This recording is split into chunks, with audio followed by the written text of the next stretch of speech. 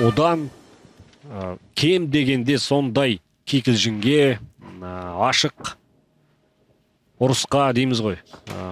Сондай айқасқа толы жекпе-жек тамашалағымыз келеді. Олимжонов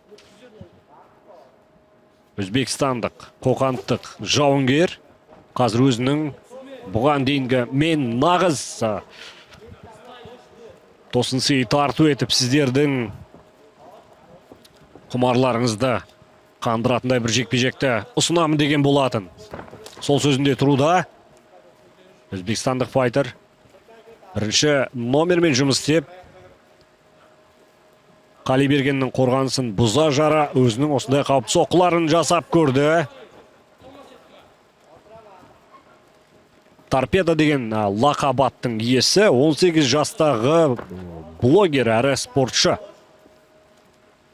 Бұл азамат Джавахир Олимжонов. Алишер Қалиберген 21 жастағы қазақстандық дебютант. Күреспен бүгін таң қалдырамын деген болатын.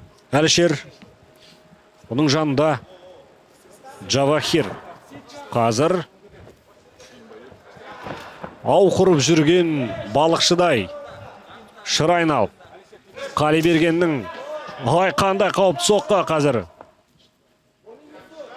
Бұл хайкик өте беретін болса Қалибергенге қорғанысының тұруы ұзақ бола қоймайтын сыңайлы. Күрестеді, енді бәлкім аяққа өтіп көретін шығар қазақстандық жауынгер.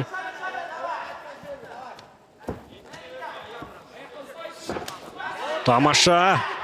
Олимжонов қазір лоу-кик соққысынан кейін басын бұққан қалпы. Қалиберген осы сәтте шыдас бере алмады. Тамаша. Міне, мынандай айқастан кейін Джавахир Олимжоновтың Инстаграм парақшасындағы 300 мыңнан астам оқырманы еселеп өсуі керек сияқты. Я, жаман емес. Өте жақсы жеңіс. Мұна енді 18 жастағы қаны мен қызу қайнап тұрған азамат қой.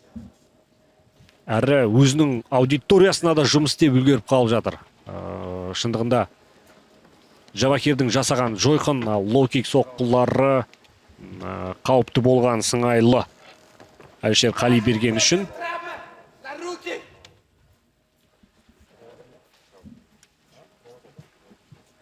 Өкінішке орай не айтып, қандай сөздермен айқайлап жатқандығын ести алмадық толыққанды. Ардақ жанкелдер, эфир барысында сіздерге естілген болса, Джавахирдің Инстаграм парақшасына жаза етіңіздер. Ну что, обещал быстрый финиш. Сонымен құрметті ағандар мен мырзалар, бұл жекпе-жек бірінші раунд 1 минут 56 секундта тоқтатылды. Техникалық нокаутпен жеңіске жеткен алаңнан қызыл ұрышы Джавахир Торпеда Олимжонов.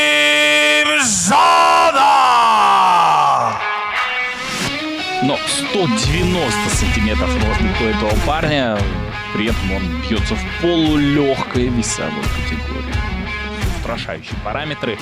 С другой стороны, конечно, сложно будет против борцов, скорее всего, ему. Но пока Джавахир оправдывает, во-первых, все ожидания, во-вторых, еще и собственный прогноз на этот бой. Быстрая победа от коканской Торпеды.